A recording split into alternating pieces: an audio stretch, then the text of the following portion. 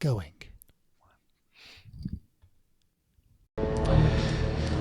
Bring me everyone. What do you mean, everyone?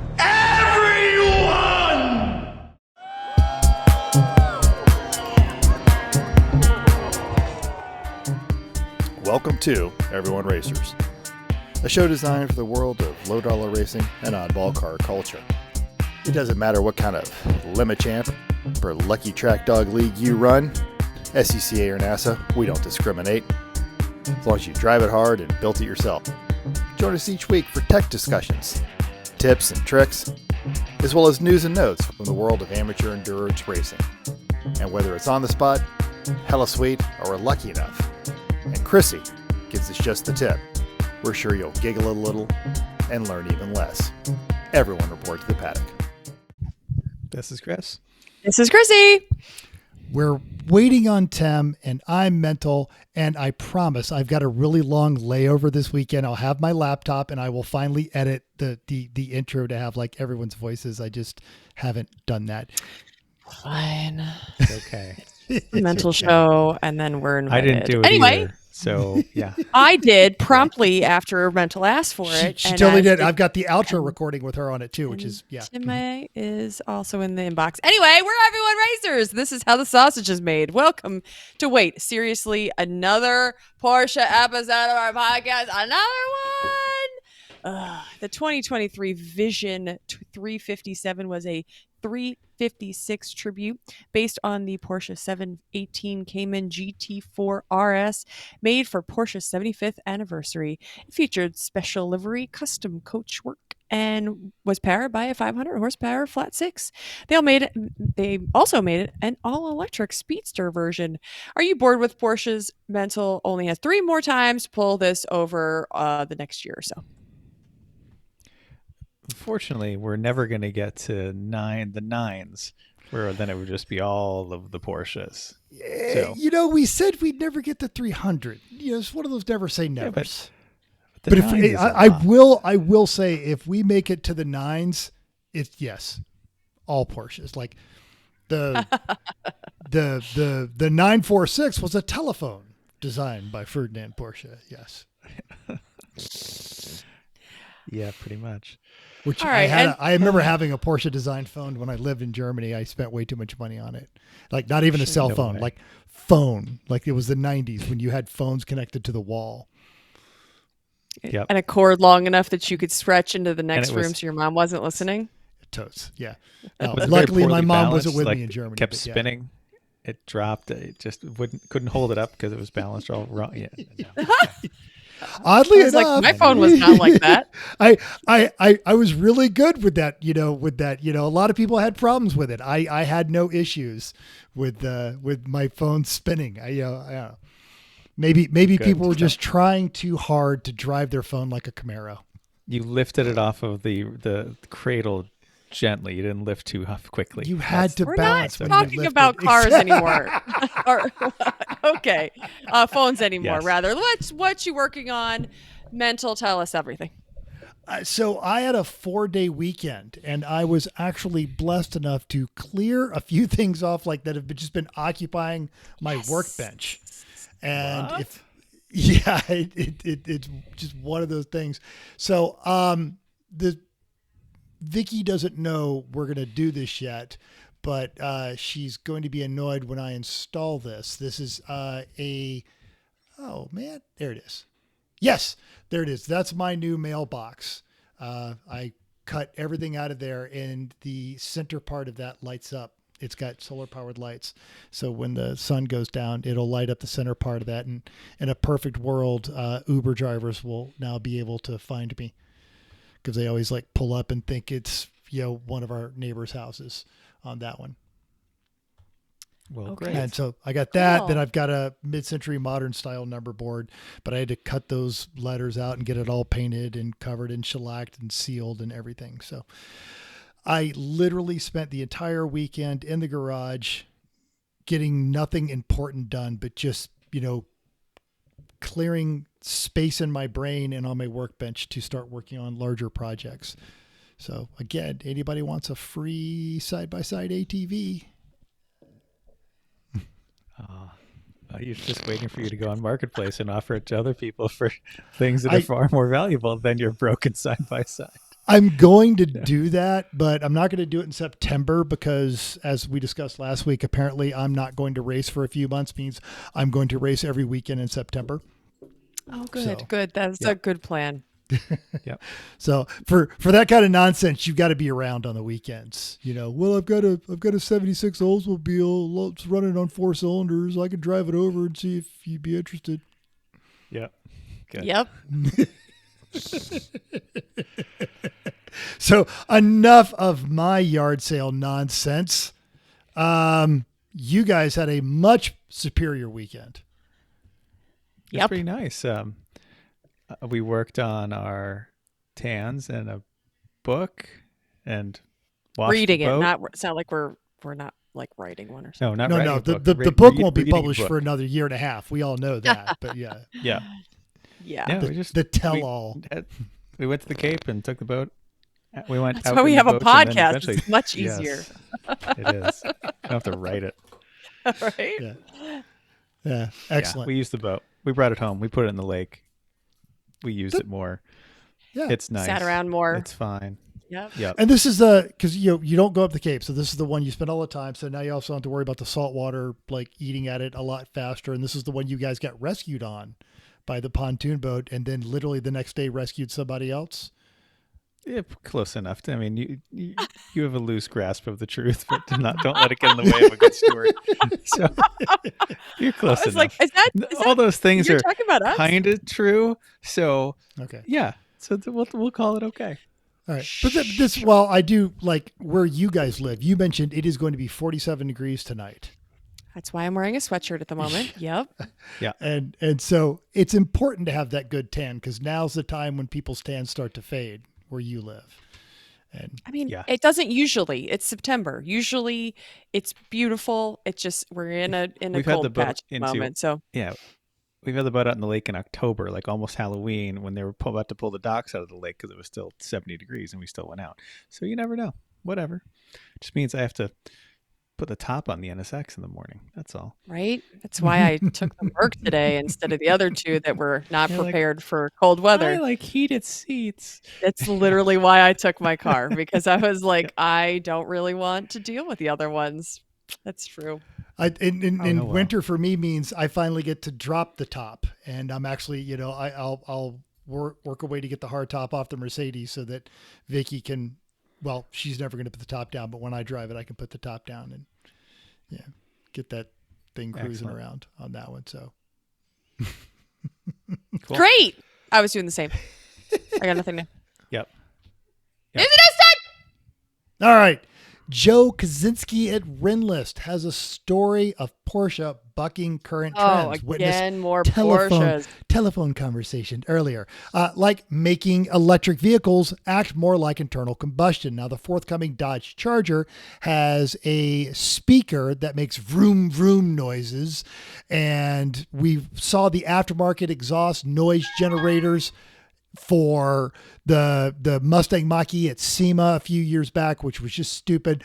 And Porsche was actually considering using a fake shifter and noise to give a driver of their electric vehicles the sensation of a traditional car. Porsche development driver Lars Kern pointed out that is silly and a step backwards. Quote, the electric engine is better than an ICE, so we figured there's no reason to simulate what has been in the past. We looked at it, and I don't see the point of using it to make it feel like a combustion engine because it's not, so we don't.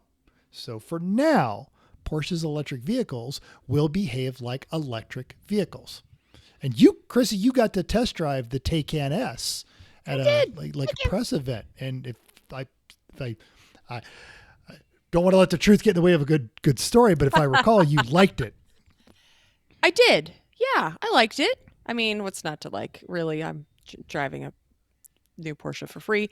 Yeah, no, I did. I thought it sounded pretty good. I don't think I need a shifter, so yeah. Excellent. Yep. It's a different thing. You don't need you don't need the shifter. You don't need the extra complexity. You don't need the extra gimmick. It's a different car. Yep. There's Kat. All right. Let's go to Maine. Tim was supposed to read this, but he's not here, but that's all right. Home of beautiful landscapes, lobsters, Stephen King nightmares, and timber. And at one time was home to more than 120 covered bridges, which has now dwindled to 9, or now actually, as Beverly Braga at the Drive reports, 8.5. And not because someone blasted past the height limit. No, it's because a driver ignored the weight limit.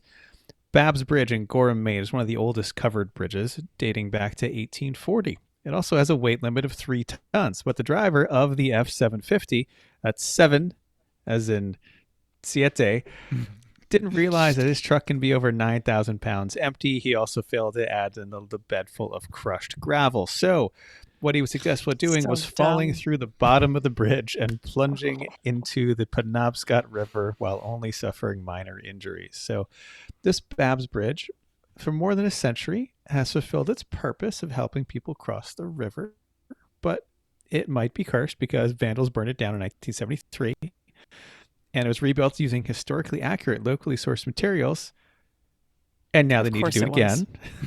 Right, of course. So the Maine DOT said the repairs will not be completed until next spring because sourcing the historically accurate material will take several months.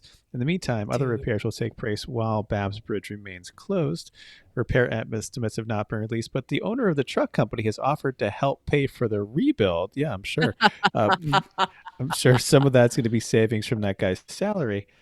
But dude, yeah, I don't want to be the insurance claim on that of you drove, you did what?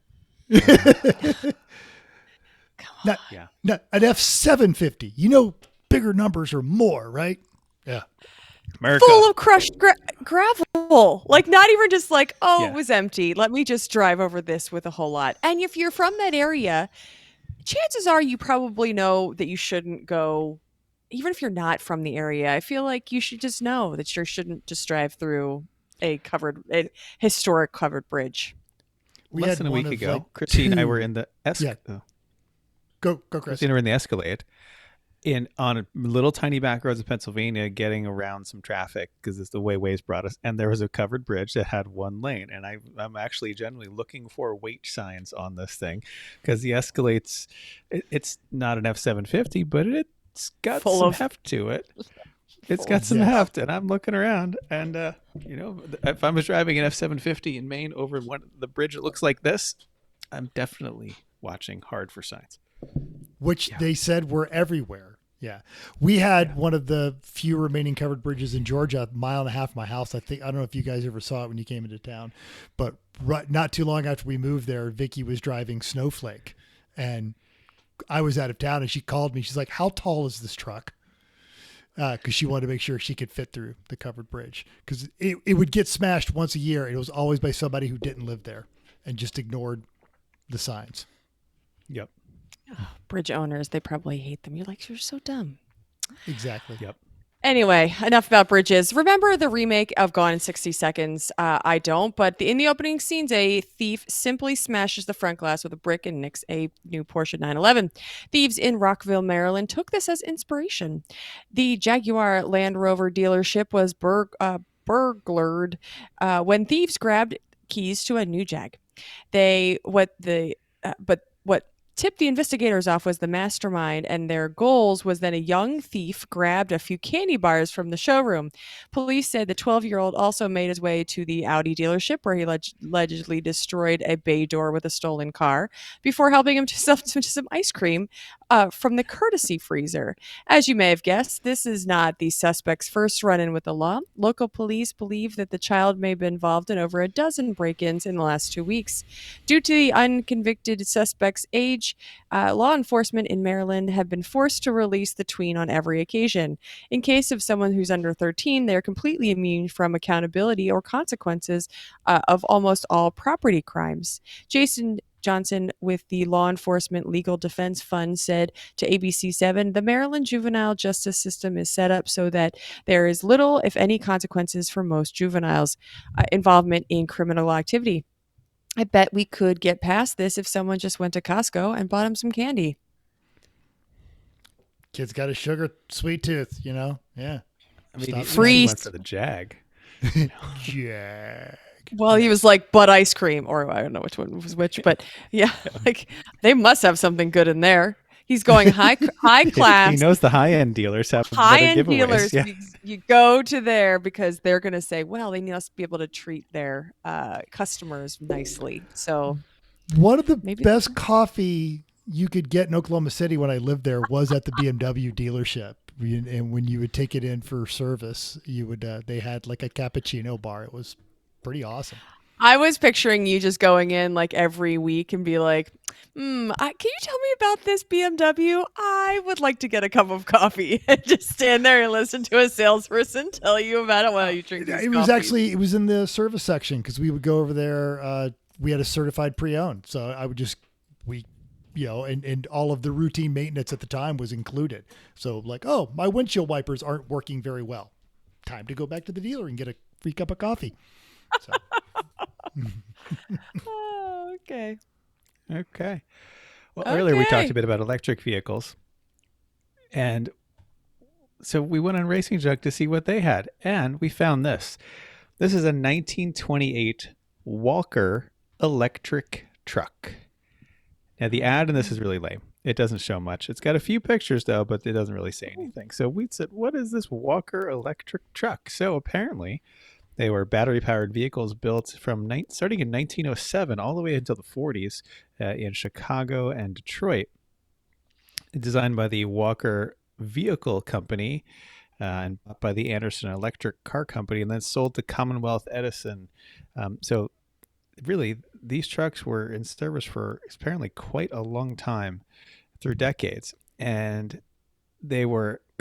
They only had 3.5 horsepower. It's a 3.5 horsepower electric motor provided power with a ton of batteries. It got up to 66 to 80 volts and a maximum of 40 amps. So these could go all of about 50 miles at a maximum speed of 10 to 12 miles an hour. And at night, I don't they'd get think I'd plugged wanna into go charging that stations after their faster. deliveries. Yeah, no, I don't think you would. But on the other think I hand, would the wanna alternative Die. for deliveries It's for like this a time giant period. metal golf court. Yeah. Yeah, but the alternative in this time period was horse and wagon deliveries, and the horses poo all over the streets, and that people don't particularly like that. They were starting to get used to that doesn't have to exist. And even though horses are nice, they're slower than the 10 or 12 miles an hour these trucks could pull this heavy stuff. So the first companies to use this were like dairies and bakeries and the mail, Who were and also freight up like at companies and 4:00 in the morning, where people don't want to be awakened by annoying horses. clip and- clop, clip clop, clip clop, clip Yeah. clop, clip clop. Yeah, but also like I'm sure this thing isn't quiet, but it's a lot less work in theory to like unplug your It's electric a lot vehicle than like quieter than a stick your horse Ford. on a carriage, yeah. Exactly. right? Yep. Mhm. Yeah. So who right, knows? This uh, kind of thing's truck. available on Racing Junk. There you go. Okay, it's Tesla 45 swapped that bad boy and take it down to the local. So we didn't say how much it was. We Street didn't Pico. say where I mean, it's still from. cooler than a Cybertruck wank. pencil 100%. thing, Yes. Yeah, no one will mistake that for a dumpster. Nope. How much It's, and they're where it's asking a lot from? of money. It's $46,000, and we don't actually know where it's from because this one dealer from Cadillac, Michigan, puts their stuff all over It Racing Oh, Junk. that sells guy. it everywhere. That Yeah, guy. it's that guy. Which I he's usually But not so a avoid cool. their stuff, but he's not a bad guy. even they but get yeah, super cool stuff. Yeah, they always have interesting stuff like that. All right. Well, fun. Okay, it's upcoming races time. Champ Car is going to Mid Ohio Grand Prix. There are 64 cars, 20 BMWs, 16 Miatas, 4 Hondas, 7 Porsches, and a Ford Contour. Oh, there you go. There you Wow. go. So more than half of the field is BMWs and Miatas. Which is an improvement because, like, it used to be half the field would be BMWs and then I think- Miatas on top of And that. then the rest So- are what Mustangs and Corvettes. So it's Ohio. They might Okay. have some interesting. Yeah, they got the Ford Contour. They have a Contour. Oh, they have something. Just the Ford Just, Contour. just a Contour. Just a Contour. For Yep, sure, yeah, yep. Yeah. All right. The Sausage Fest, Road America. More on that in a minute. 145 cars. It is the biggest race of the year so far. NJMP was like right there. All right. And I forgive our listeners for what's going to happen next. On the first lap of lemons, the racers gave to me 19 Fords, 16 boring BMWs, 11 various Hondas, 10 Farfetch Nugan, 7 Miatas, 6 Toyotas, 5 Pontiacs, 4 Stellantis products, 3 broken Porsches, 2 Chevy Blazers, and an ambassador made by AMC. I don't know who did that, but that was brilliant. That was Timmy. It wasn't. It wasn't Tim. It was definitely not us. Yeah. No. No. I mean, we're a couple months too early. Wow. But For any effort. song that you could wrap up with, an ambassador made by AMC.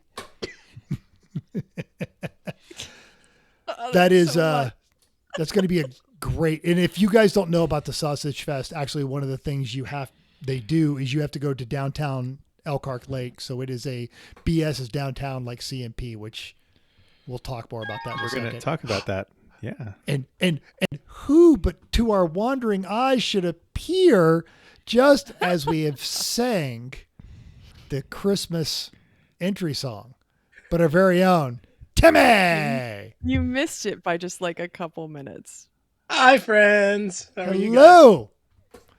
Hey, so we just got done talking about the upcoming races, but since you just got back from the airport, our bet is you've got what you're working on that's probably at least somewhat interesting. I have quite a few what you're working on right now. So we're at the end of the season here in Maine. So we're starting to put all of the things away, all Bridges. of the floaties, docks, the air conditioning units come out, and then we burned a lot of firewood. So I spent a lot of time today with a chainsaw and a 25-ton log splitter and stacking lots of wood. So we're getting all of the things ready. Wood, what can't it do? So yeah, so we've got a theme coming up at Buttonwillow. I might have taken some videos to prepare for that, and so more to come on that for sure. So Outstanding. that was it. But the reason I'm late, had to pick Amy up from Portland Airport, and we'll do a safety tip early. Don't get drunk and then get on the airplane, because then the police have to come on and escort you off. So you got to go bail. You got to go bail Amy out later tonight. Again. Here we are again. Hey man, she was really, really happy with Lando's win at the Italian Grand Prix. So, I'm sorry, Lando's podium, not his win. Yeah, his podium. Yeah, but I was like, yeah, what? it was, What are you watching? Well, if you were drunk then too, you might not know. I Lando's suppose. Lando, you won. Why doesn't he win the points? I don't understand. Why does he get all the points? Why is he and Oscar so sad? Gosh, they were so sad. I know this is not everyone F1, but like, get over it. No, How this is drunk do you everyone have to know be when on and the where to plane? drink, which we're all qualified to have that conversation. How drunk do you have to be on the plane for them to actually find you belligerent enough to remove from said plane? I have been not sober on airplanes, and certainly nowhere near that. But yeah, Gotta be pretty bad. So this was a little shorty plane too. It's not a puddle jumper, but it's not a big jet because it's coming from New York. And there were like 40 people on the plane, so there's like tons of seats open. It's not like you're fighting over luggage space or something dumb. So you know. I fly out of Las Vegas, in and out of Las Vegas. There are, I would say at any given time, 20% of those aircraft, those people are intoxicated. It's the belligerent. I think that's what you. yeah. Drunk's when they're drunk, fine. when they're drunk and leaving Las Vegas, they're just sad and broke. And when they're drunk on the way, they're happy and jovial. Yeah. It goes back to the don't be a dick, be a dude, right? Right? Yeah. There It always goes back to that. Don't be a prick, be a passenger. Yeah, exactly. Oh, so good. Excellent. All right. So Where are we picking up?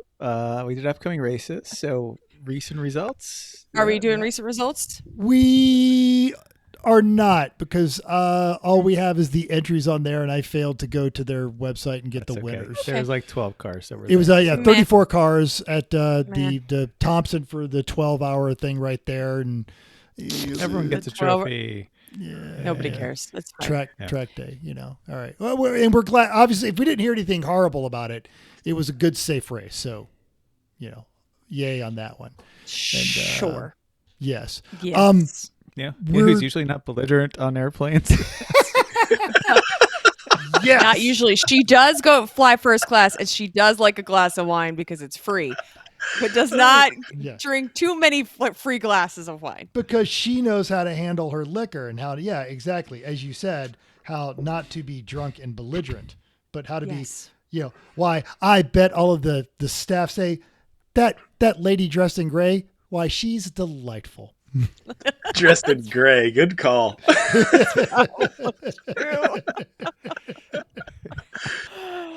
Okay. You're good. It's been topic time. It is. Let's talk. Sorry. We've got a lot of people liking all of our social media stuff, but nobody sent us anything. Although literally as we sat down, I got a text asking, and this is a good just round the horn. Where would you, because everyone on the screen has been a judge, where would you class a Cobalt SS? Now, my immediate reply was that, what team is it? How much effort did they put into their theme? How good is What's their it look theme? like? Yeah. And how it? janky is it? Does it have the stock fuel tank? Good suspension. Good question on that one. But yeah, Is it the turbo or Cobalt, supercharged SS? I believe the 04s are the turbos. I thought that's supercharged. So Is it the turbos were supercharged actually, one? like, Okay. pretty good. Yeah, although they were better than they should have alarmingly quick cars for Cobalts. Well, just period. It was just alarming that they were fast in Cobalts. Yeah. I think in No. 06, 06-07, it shared the 2-liter LNF motor with the Solstice, I believe. Mm-hmm. Yeah, that's when I it think went it was turbo. supercharged go. early, turbo later. For Cobalt trivia, the LSJ engine didn't meet emissions for 2008. That's a supercharged one, so they went turbo. Got it. Okay. So yeah, stock Okay. fuel tank, that plays into it. I feel like a stock fuel tank on that would probably keep it in B, because it's going to be stopping every 67 minutes. Now, if they made it like a total rental car spec, like steel wheels with hubcaps, the crappy bumpers, and just lean into this is just a rental car kind Like of just thing. a generic green color. Yeah. Yeah. Mhm. That's That a would good be the one. way to go. Yeah. Enterprise All right. barcode on the window. Yeah. Yep. All right. Chrissy? So there we go. You didn't weigh in on that one? You don't Don't care. don't care. All right, whatever. It'd have a chance at B, which for a 200 and something horsepower, fairly light front wheel driver is possible. Who knows? It's probably safer to put it in B, actually. Yeah. Yeah. Because All nobody knows who's going to win. Okay, we're talking about Road America. Let's go. Folks, Road America is known as America's National Park of Speed. Dating back to the 50s, it is 4 miles long with 14 turns laid out on 640 acres of rolling green Wisconsin farmland. As I am literally the only person here who has never raced it, I'm going to be needing some information, but what I can give you, courtesy of my co-host, is the National Oceanic and Atmospheric Association's website to tell you what the weather is going to be, which matters because today it's 105 where I live. And this Friday, it is going to be a 20% chance of showers after 1 p.m., partially sunny with a high near 66. Winds around 10 miles per hour. We call 66 degrees overnight lows in February here. Friday night, still going to be raining before 1 a.m., partially cloudy, low around 45. I might die. Winds at 10 miles per hour. On Saturday, it is going to be mostly sunny with a high near 62, winds 10 to 15 miles an hour. And Saturday night, clear, low around 44. Reference comment about dying. And Sunday, mostly sunny with a high near 67. Sounds Sounds great. kind of lovely, actually. It actually does sound kind of nice, but I will be Right? digging out the my Northeast, casual clothing to go there. Well, for the Friday night parade, there's no excuse like I can't wear this dumb costume because it's too hot. You'll be nice and toasty in whatever dumb costume you have on. So lean into it. Yeah. Unfortunately, I don't have a dumb costume for this race. I have a fantastically dumb costume that I've been working on for several weeks for High Plains Raceway in 2 weeks. So if you're coming to that one, it is that team is going hard for HMG, and I will not be the weak link in that one. I mean, Okay. if somebody from Daft Punk just walked around the whole weekend, that would be kind of funny too. Okay, let's talk about some logistical things that will be very helpful to you if you're going. No stand-up scooters, and every paddock vehicle must have a seat, be lit at night. All non-street legal paddock vehicles must obtain a Road America paddock vehicle pass in person at the Road America admin office. Hang on. So the question there. the airlines will not be getting another one of my skateboards. It will be staying in my garage. If every paddock vehicle must be lit at night, which version of that? It's like, oh man, that is lit. I'm happy about that. Excuse that me, with sir. a You don't have any GH? lights. You don't have any lights on this. You're like, but I'm still lit. Yeah. Because Is that how you get away with it? It's like, well, there's no lights, but that is lit, so you're okay. Rusty Nuts or Loose Nuts Racing is bringing their, they're coming out. So if they're bringing that lawnmower with the couch and the TV on it, that's Wisconsin lit right there. They may let that one go. Can't they just Think have they should. like hold The flashlights television while you're counts on as it? lighting, right? Yeah, the TV Yeah, projects there you light. go. Boom. I feel like I would just get a flashlight is really what you just need. A couple. It's, That's actually how we plan on getting the car back from the parade Friday night. Headlamp. Yeah, lots of headlamps. Okay, go to the get those bring free 'em with Harbor you. Freight flashlights, and those are totally good as lights. Yep. Exactly. Yeah, don't wait till you get there. Bring them with you. Okay, so then you can get the Road America admin office is open from 8 to 5 on Friday and 8 to noon on Saturday. So that's an interesting new one. Okay. Golf carts available for rent. If you don't have a paddock vehicle, you probably want one because the paddock is huge. So you will probably need to get one from one place to another. You're going to need some kind of vehicle or at least some kind of wheels rather than walking, or you're going to have a lot of a lot of steps. Quiet hours. Race engines may not be run without a Road America permission between the hours of 6 p.m. and 8 a.m. Text schedule is posted. Go at your normal time. Text schedule is on the Lemons page for your race or your suit to tech. That's usually a normal thing these days. All fuel is in the hot pits while there is a race going on. There is not much nearby. I think there used to be a gas station, but I don't even know that they have food. That was a while ago since we've been there. So you should bring stuff. The track food. There's a really nice. Again, this is as long as it's the same as we had. We were there a couple of years ago. They have a lovely kind of concession stand, and then it had a deck and tables and chairs, and like it was kind of a nice place. But I think that's all you got is got one option. But there At is least a the brats potluck. will be good Sure. because it's And the Wisconsin. curds. Duh. Yeah. Was that place open when you were there last year, Timmy? It was. They were a little late opening for breakfasts, considering you generally want to eat pretty early because things get rolling pretty quick. But they were open. They had coffee. They were open for lunch. Food was fine.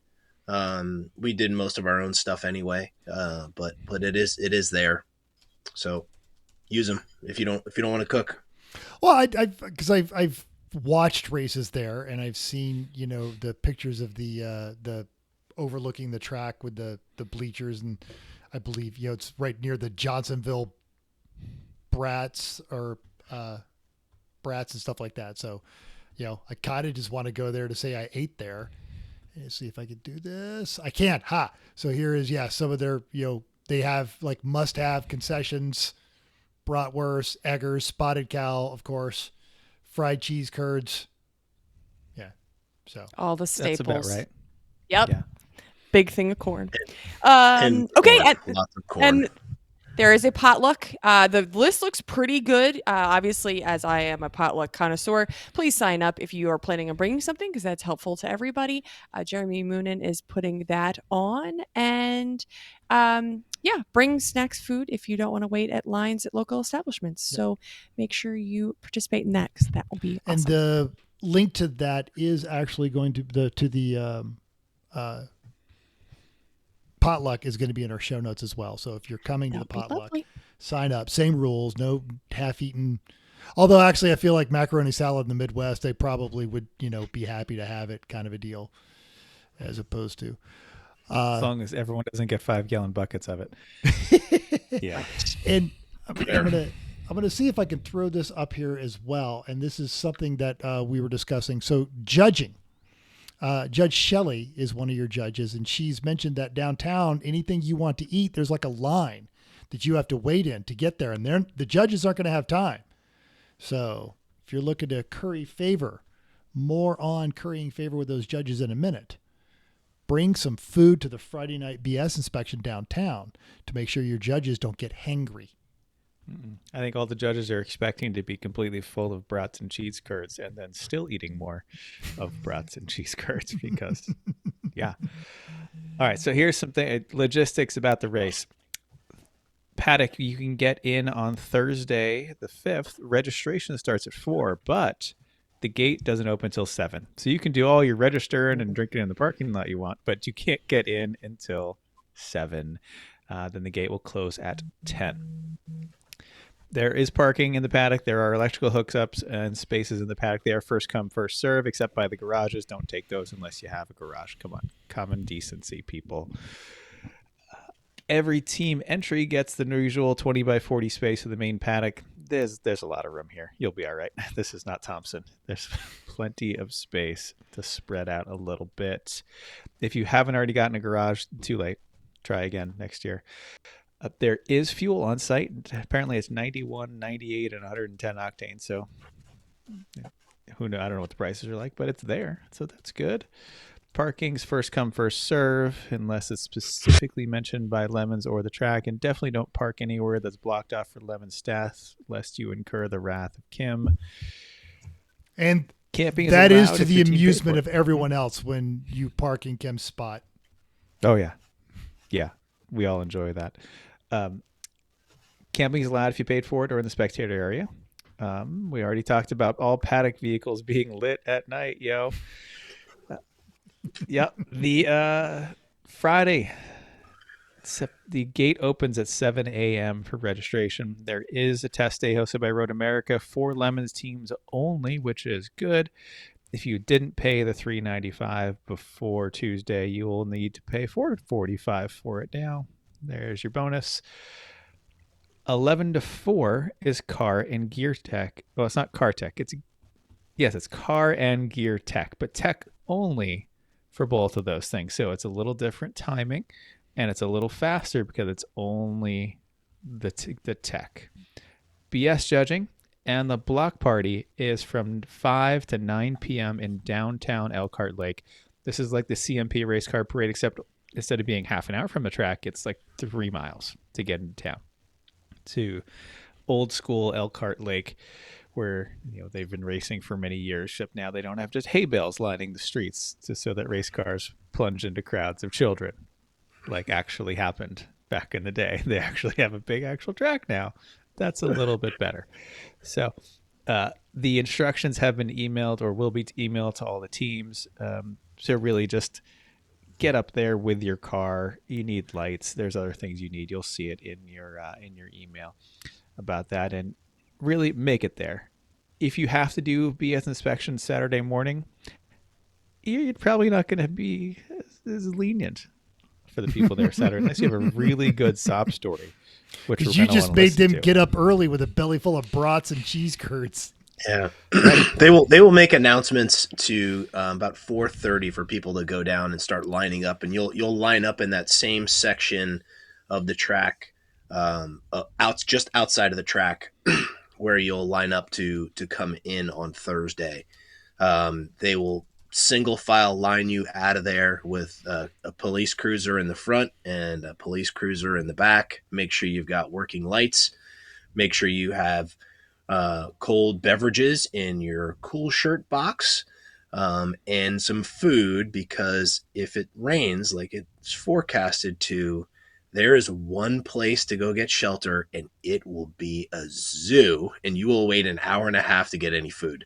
So prepare yourself for that with that forecast. That was a learning opportunity that Dave and I had last year.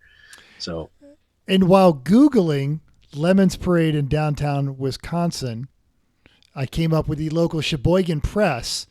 And if we scroll down far enough, unless Google lied to me, this is how Timmy knows what he's talking about. And I should have really planned this a lot smoother. This would have been way cooler sounding when I immediately pulled back up and found the You try picture. to talk through it, and then you just keep going. Exactly. And, And then you just keep going. going and going. There it is. There's the Cheaties with the giraffe. it was great. Yep. The Nestle Quick Car was right next to us, to the left of that picture, and they got backed into their spot, and then immediately just leaked Nestle Quick radiator water all over the street. It's like, welcome to the party. Yeah. Welcome to the Yeah. party, pal. That's awesome. Yeah, so good. So It's good. excellent. Well, looking forward to it. Your judging crew will be led by the one, the only Eric Rude. You've also got Shelly McKee, Chris Champion, and me. So Dun, dun, Why is it dun! Why isn't Chris racing this week? I don't know. Don't know. He's only got 1 week left on that sentence.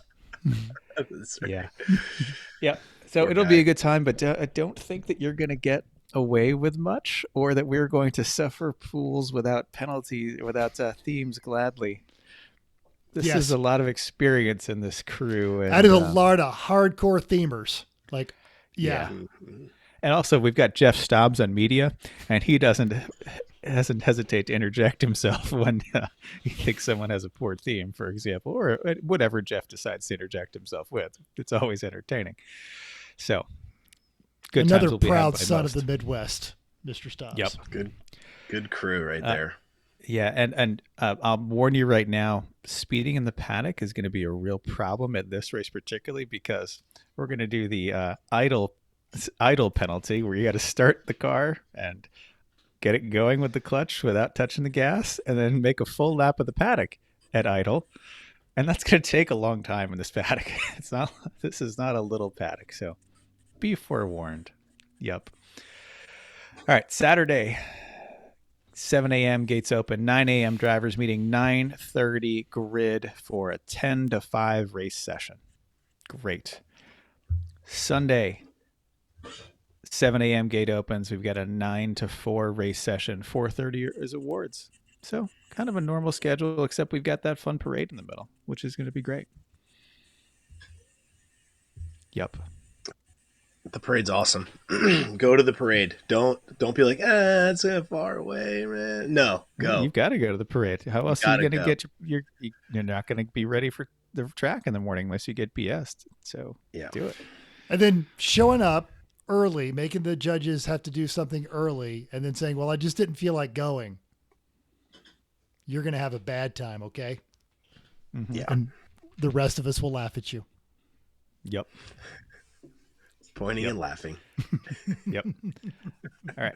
So this is a big, fast track. There's a lot to it. Chrissy and I drove this at one lap years ago. It went by a little faster in the AMG Mercedes than it's going to go in your The Miata. Yeah. or Hornet, right? Yeah, things like that. We both saw over 140 on this track in that car. That was something. But Timmy, you drove this most recently, so why don't you lead us around this track, and we'll all talk it through as we go. And we'll just start on the straight. It's a really long straight, but I was really surprised that it's like uphill. You go along, and it really just goes up a hill. Way uphill. Way uphill. Way more than you think. Yeah. So for context, I was in the Cressida last year, So your car's got some power, but not a ton of power. It's kind of more of a momentum car. Um, but let's start as you're coming out of the hot pits. So keep in mind, you will have cars that get to the entrance or the exit of the hot pit at 140 or 150 miles an hour. So please mend the blend line. Stay to the right all the way until you get around turn one, because they're going to be coming by like a NASCAR train. So be very careful. Stay to the right of the blend line until you get around turn one. As you come around turn one, you're going to enter that turn. If you're coming down the main straight, you're going to be entering that turn somewhere between 120 and 150, depending on what car you're in. There is some run out room on the exit of turn one, and it is a kind of a mid apex turn. It like is a little bit right for the most part. Yep. So it's a very standard traditional turn. And as you come out, there is bailout to go wide if you have to. But there are bumps, there are some rumble strips, and the rumble strips on this track are no joke. They will shake your teeth out. So you can use them, but you're gonna know, and you might not want to do it every lap, or you're gonna be tightening stuff up at the end of the day on Saturday. So pretty simple 90-degree turn. Turn two is really a non-turn. It's just getting you set up for turn three. Turn three is a little bit more than a 90-degree turn. It's a pretty slow turn. It is a late apex turn. If you get out of turn three and you just get to the end of the curbing on the outside on the left, you have done it correctly. If you get to the curb way before that, you've turned in too soon. So keep in mind that's definitely a later apex turn, and try to exit right at the end of those outside curbs. And the key with that one is getting on the gas as early as you reasonably can to not get off of the gas, because you got a really long straight coming after that. So being on that early will help. For sure. And the first part of that, as you come out of three going up the hill, you'll see there's a bridge in front of you. You will be going uphill. You'll be on the power, full power. You want to set up on the right half of the track, kind of the first third on the right. And you can follow the right side down the whole way. It's pretty straight, but there is a little bit of a bend in the racing line. You kind of stay right under the bridge. You come back left a little bit as you start to go down the hill, and then you'll feed back out to the right to get set up for turn five. Turn five is a hard left, heavy braking downhill, and the flag stand is on the left just prior to the apex. And pay attention to that. As soon as you start to come over the crest of that hill, try to find that flag station. There also are lights on the right side of the track that indicate if there's a yellow or anything. But really be careful of that, because you will see those lights and that flag before you see the guy that just burned through the corner and stuffed it in the tire wall. If I recall correctly, the pavement undulates quite significantly in that braking zone because of all the forces of all the cars coming in there braking so hard. They've made ripples in the pavement. So it is not a smooth braking zone online at all. Last year we were the first year on the new pavement, so that was gone. Luckily, now maybe it's back. Maybe because it's back. they run IndyCar, they run NASCAR, they run IMSA. Everything with massive downforce does run this track. Yeah. The track was great last year. It was really good. So I think they've taken care of that. Now, whether they went the Sonoma route and only put 2 inches of pavement down and now it's all turned into potato chips, who knows? But it was really good last year. So turn 5, heavy braking zone. Take your time learning your braking point on this one. especially on test day. There were 2 cars last year in test day that stuffed it in that turn. And there's runoff after you go, if you go straight through 5, but it's gravel, and then there's a wall. So you can't really, if you overcook it, there's no more turning. You're just going straight into the wall. So be very careful on that one. Don't try to save it. If you really don't think you're going to make it, then you're going to go sideways off into the gravel, and that's not going to be great. Just keep it straight until you can scrub off that speed. The speeds are just too high. Yeah, it's fast. So now as you come out of 5, you'll be going up the hill to 6. You're going to see another bridge that is going to cross over. The bridge is your braking point. So you're going to come up. The car it could get a little light if you, depending on how fast of a vehicle you have. So be mindful of your balance of the vehicle, but you're going to want to brake right at that bridge and then turn in through turn 6. The curb is friendly on the inside. The curb is not so friendly on the exit of 6. Once again, it's just those pretty heavy rumble strip curbs that they have. You need to immediately get set back up for turn 7. Eyes left as you come out of 6. There is a flag stand on the left, and you will see some action through here. This is a great spot to be able to pass cars. People tend to brake too early coming into 6.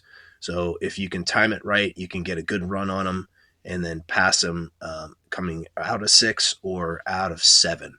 So good opportunity for some passing in there. Oh, and on 5, one thing, people will dive bomb you down on the inside of 5. So before you turn in, just make sure you don't have somebody that snuck in there.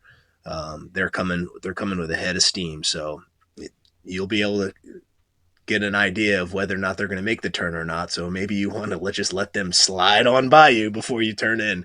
So that's one thing to be cognizant of. So on 6, as you make your way back left to set up for 7 is a late apex turn. It's just kind of a kink. So you don't need to slow down as much as you think. And that there's a good stretch there going into 8 where you'll be on throttle. And if you get 7 right, you can pass people going into 8 pretty easy. So just like turn 3, if you get 7 correct, when you exit to the left of the track, you will basically get to the edge of the track right where those rumble strips on the left end. If you get there too soon, then you've turned in a little early. You can try to squeeze that out just a little bit later, and it'll be full throttle down that hill. A lot of people I found as they came out of 7 didn't open the wheel enough, so you can pass them on the outside of the turn on 7. It did feel a little off camber at first but it's got plenty of grip, like plenty of grip. So great way to get a pass done there as you come down into turn 8. Turn 8 is a pretty typical 90-degree turn. Late apex, there is a lot of exit room to come out of 8 and go a little bit wide to maintain your speed. And that brings you up into the carousel. The carousel. 8 is that. 7 is the kink to the right. 8's the hard left, and I remember it being harder than it looked, like coming into it, or yes, it's a 90-degree, but it feels like a harder than 90-degree left, especially because you're setting up for the carousel, which is a long other way around. I agree. It feels definitely a little bit more, and going later into that will help you. Will help you out. You can get back on the gas a little bit sooner. And then 9, the carousel. It's pretty typical carousel. It's quick, so pay attention to your tires. They will talk to you and tell you good things. But I think the true racing line, if it's not busy, and with 144 cars, it could be busy, is actually play it just set it up like a double apex. So you'll apex kind of between where 9 and the carousel is on the map. And then you'll apex again just across from the number 10 on the track map. If you guys are watching, if for those of you just on the pod, you're going to get about a third of the way around. You'll start to apex. The car will drift out about mid-track and then clip that next apex. And that one is going to be right across from the flag stand. There's a flag stand at the end of the carousel that is, it looks like it's in the woods. Like you've got to really look for it. And it's important. We had an incident right after 10 last year, and there were some people that were still bringing the mail when they came around there. They didn't see that. And that's pretty scary. So make sure your eyes are up looking for that flag stand in the woods there. You know, you're trying to look at that apex, but the flag stand is hard left out your side mirror. So there was last year, the trees were starting to turn, and there was one tree that was kind of a lighter green color, and it was just to the right of that lighter green color tree. So if it's about the same time of year, so maybe it'll be the same, but keep an eye on that on first couple laps or test day. All right. Now, the good news is you don't have to do the kink, which is probably the scariest damn thing I've ever seen on a racetrack at speed. Some of the worst crashes I've seen on the YouTubes have been people just sending it through turn 11. So we've got, because lemons, we're going to not let people do things stupid like that and hurt themselves. So we're going to make a hard left before the kink. And this spot I found by my next section on Sunday, you can really fly through that first corner. It looks like it's a 90, but it's not. So you can come in and send it into there, and people have way overslowed for that. And if you time it and get your spacing right, you can send it into that corner, get left to make that right-hander, and you can come out of that, that I think that's 11A is what they call it. Come out of 11A hard on the throttle, and you will pass faster cars than you. And So you're just talking about pull them. the chicane at the kink. You can come into the start of the chicane a lot faster than you think you can and power out of it. Yeah. And I agree too that if going through the kink without a chicane, if you mess that up, you've got like no room to the wall and you are hauling at that point. Yeah, taking the chicane at the kink is totally the safer choice without a doubt. It's the only choice. It is the only choice, and it's fun. I mean, I don't think it takes away from the track at all. You know, it's such a big racetrack. It's the only slow corner in the whole track. So enjoy your moment. But you can definitely pass people as you come out of that right-hander on the kink. And now you're going to be like just barreling down another long straightish away down into Canada Corner in turn 12. And it's on the gas. There's really not a line through there. There'll be traffic. You'll have to manage your way through the cars, especially if you get a good run out of the kink. And Canada Corner is a tricky one. It is set up on the left for a right-hander that goes uphill, and I think you'll find that you can carry more speed into that corner than you think because of the hill. The hill eats up quite a bit of your speed. So you're going to want to kiss those curbs on the inside of that apex and get yourself tracked out. There is some run-out room there. If you've got somebody that is maybe stuck behind another car or they're hugging that inside right corner of 12, you can get a little fancy and maybe stay wide on 12 and pass them on the outside. And you'll have enough room before the run out ends to get around them if they're kind of stuck behind a couple of people. So that was a sneaky way to get around people that I found when I was doing that. As you come out of 12, you're going to be going straight uphill. You'll see the flag stand on your left, and you will find a very, very friendly curb on that inside on the left. And it is a late apex on 13. It's more just of a bump, but the track, you'll be cresting the hill at that point, and the track will fall away from you, and you have to just trust it. Like, don't pinch that corner. Let the car drift out. There's a lot of room at the exit of 13. And something that helps that is there's a connector, a maintenance road or safety road between 5 and 13 right there. So you've got some extra pavement to be able to sneak into if you do run it a little bit wide. So don't pinch that corner. It's a little scary because you're coming over the crest and it's a little blind, but you can definitely keep your foot in the gas and get cooking over that corner. And that brings you into 14. There is the black flag sign. So when you see your number up on that sign, it gives you plenty of time to pull off the track as you exit 14. Keep an eye out for that. Everybody's going to be dicing in traffic. It's up on the left, kind of away from where you should be looking for the apex on your right. So keep an eye on that before you go around the corner. Because if you miss the black flag, you'll get to see Chris and all of his friends. And I'm sure they'll have lots of fun things.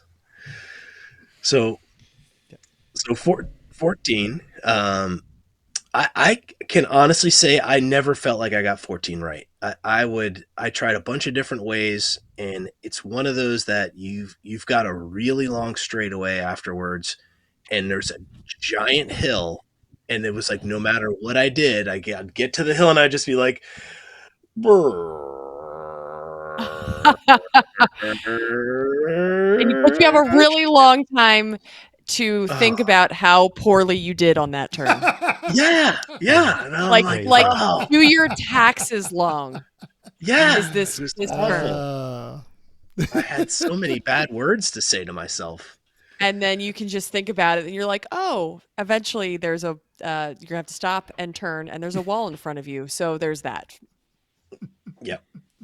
Longest straight ever. In the world. Like, yeah. Like I'm driving to Canada. Like that's what it feels like when you're going.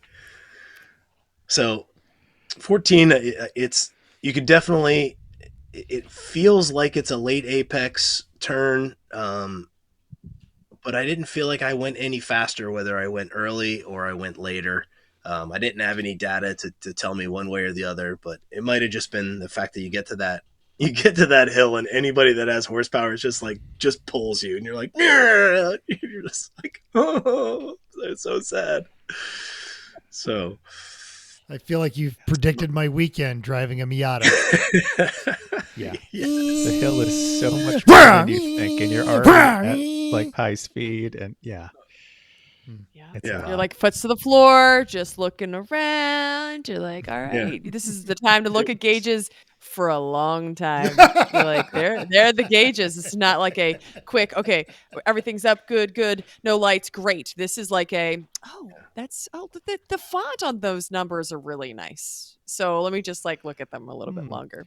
You need to redo the Sharpie marker on the labels for the Switch. I don't remember to do that. It kind of looks like it says something different than what it is right now. So get my pad of paper out and write this down while I'm. Let me text. Let me lick my finger, lick my glove, and try to use stretch to the iPad that is over there and text that I would like a brat for lunch. Let me just do that. Yeah. And if you're driving and Crosswords. listening to, if you're going to race this weekend, you will be shaking your head after this show, and you drive it. It's real. Struggle is real. I actually felt like that was highly educational. Thank you, Tim. And feel free to get a hold of us and tell us how accurate Tim was. I bet he gets an overall grade of 95 or better from everyone that comments on his track walk on this one. Wow. That's a Wow. Better I That's did great. in college. Yeah, exactly. Right. Wow. But if we were wrong, let us know, because we're not Yeah, going feel do free to anything. grill me. He's wrong. Yeah. Yeah. So the So- Grill you a longest straight in brat. the world, like you guys are staring at fonts on your gauges. You guys were in a 502 horsepower world-beating sedan. Yes. So you're bored at 130, 140. I mean, holy crap! We weren't that bored because by the time you come up over the top of the hill and the car actually accelerates harder, like significantly harder, and we're really whoa, we're going very quickly here. And then but it's plenty you of gotta time to haul think about, 4,000 pounds down. right? If I am going to lose a wheel at the moment and I'm going 142, and there is literally, or at least there was when we raced it, a wall at the end of the straight. So there's a little bit of runoff and then a actual cement wall. So you have time to think about how fast you're going, how bad it would be if something's going to happen to you and you were to crash into that wall. So that's long enough. If you're I'd watching say. the video, there's the wall of which she speaks. Yeah, Yeah. a little bit of runoff and a wall. So you have time to think about that. Fortunately, nothing did.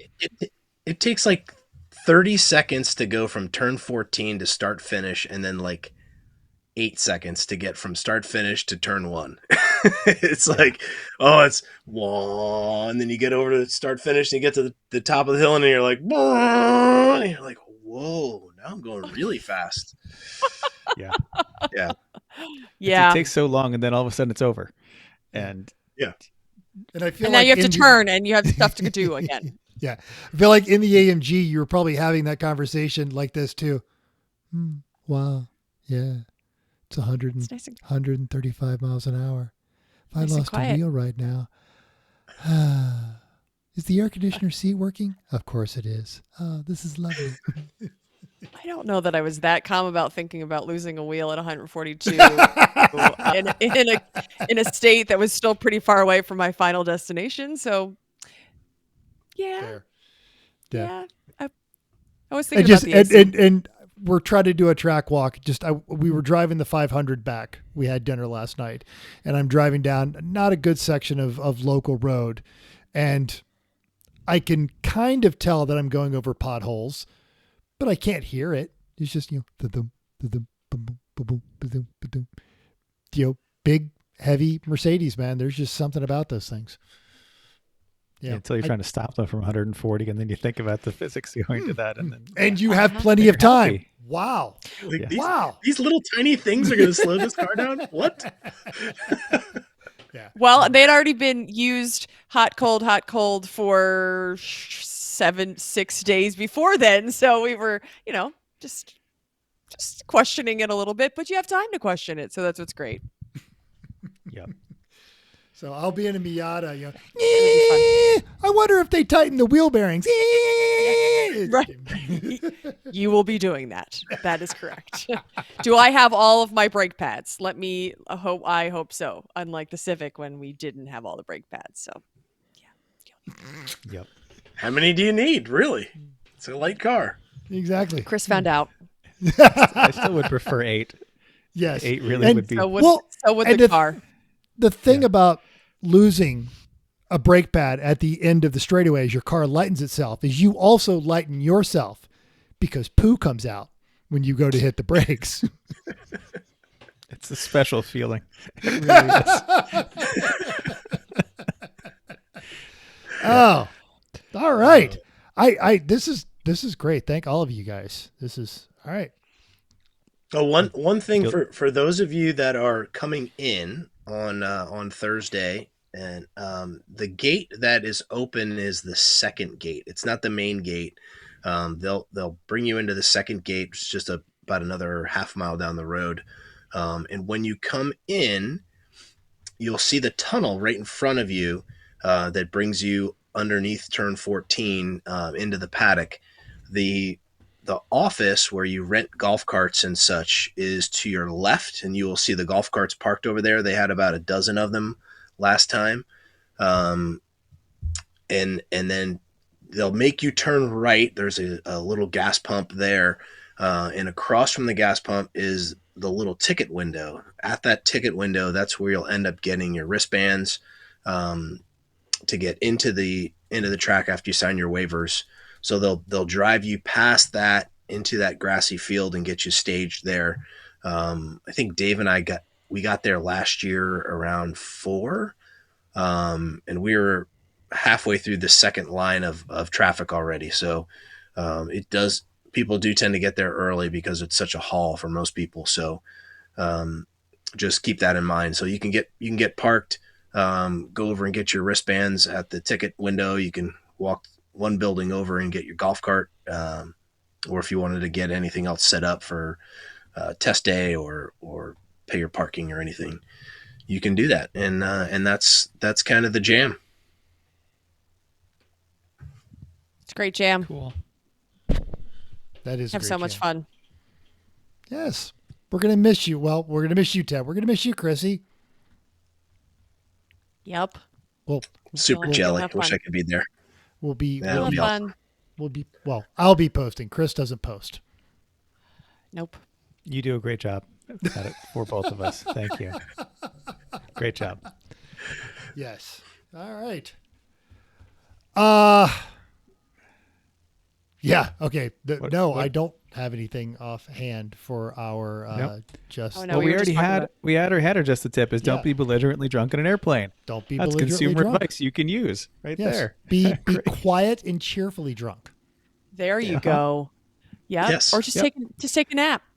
Just take a nap. Yeah, There it it's is. the best way to start taking a nap. Mhm. Great. Next week, do we know what we're doing? We'll probably do post Road America Hangover ish. Yes, and Seems like a good idea. Yes, and Yes. we might have a guest. People like to poo-poo. Young people are getting into racing, and we have a young person, if we can make the schedules work, was more or less born into this insanity. And now he is off to the. We're going to be talking to Julian Cordell, the son of Dominic and the other Cordells. He's off to the Alaska Air Academy, having graduated high school, and he's going to be an airline pilot. And he came into Lemons and to a not necessarily mechanical family, but has been around this craziness, and he's done rallies and he's done racing, and he's got an interesting take on it. Or we won't. We'll just talk about the hangover. Yeah. Who knows? Figure it out. We'll figure it out. Okay. We have time. Until then, you guys are going to racetrack, and racetracks are always fun. So go have fun there. Yep, we will. Great. All right. Emmet, Okay, are bye. you ready with the outro? I am ready with the outro. It's there somewhere. It's there. It's right here. Thanks for downloading us. We hope you enjoyed this week's edition of Everyone Racers. We also hope you will join us in the world of driving, racing, building, because everyone can be a racer, even you. If you enjoyed this podcast, subscribe. It's totally free. And go to iTunes, give us a 5-star rating. Even if you hated us, give us 5 stars and tell us why. If you have any questions or show ideas, drop us a comment on our Facebook page, Everyone Racers, or email us at everyone.racers@gmail.com. You can still text pictures of your junk to me at 484-243-0455. Find us on Instagram at everyone.racers, YouTube and Facebook under Everyone Racers, and even Reddit at /E1R. Thanks again. Until next week, keep the shiny side up. Unless, like us, there is no shiny side, then just keep those wheels down.